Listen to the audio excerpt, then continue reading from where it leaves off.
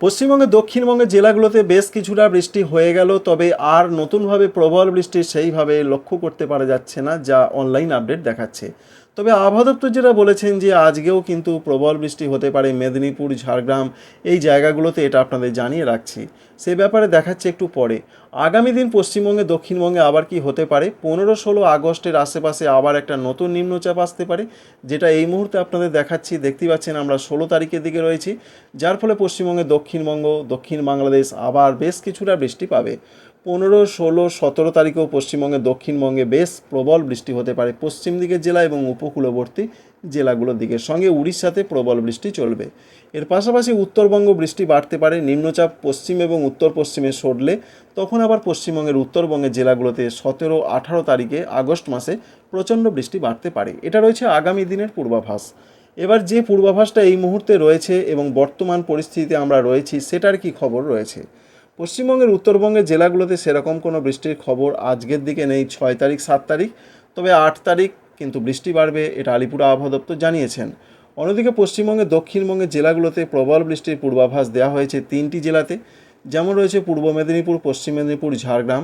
সেরকম খবর কিন্তু রয়েছে আগামীকাল সকালও পর্যন্ত, তাই সম্ভাবনা রয়েছে, যেহেতু আবহাওয়া দপ্তর জানিয়েছেন। আমরা দেখার চেষ্টা করব কি দেখতে পাচ্ছি আমরা। বিশেষ করে বিকালের পর থেকে ওয়েদারটা কিছুটা ভালো হলো, মাঝ রাত থেকে আবার কিন্তু ওয়েদার খারাপের পথে যেতে পারে পশ্চিম মেদিনীপুর, ঝাড়গ্রাম, বাঁকুড়া এই জায়গাগুলোতে, যার ফলে বৃষ্টিপাত আবার নামতে পারে। তবে অন্যান্য জেলাগুলোতে যা খবর রয়েছে, প্রত্যেকটা জেলা দিকেই হালকা থেকে মাঝারি, কোথাও কোথাও একটু ভারী বৃষ্টির খবর ছিল আজকে। তবে নদিয়া, বীরভূম, মুর্শিদাবাদ, পূর্ব বর্ধমানে সেরকম খবর নেই, সেখানে বলা হয়েছে যে হালকা মাঝারি অধিকাংশ জায়গায় বৃষ্টি হবে।